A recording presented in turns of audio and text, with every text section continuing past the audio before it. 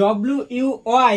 এবার দেখো সোনা ভাই, এবার কয়েকটা রেখা এরকম করে চাই, এইভাবে দাও টান, এই দুটি দাও টান, হলো দুটি কান, যেখানে যেখানে এই ফাঁকা দিয়ে দাও কয়েকটা রেখা।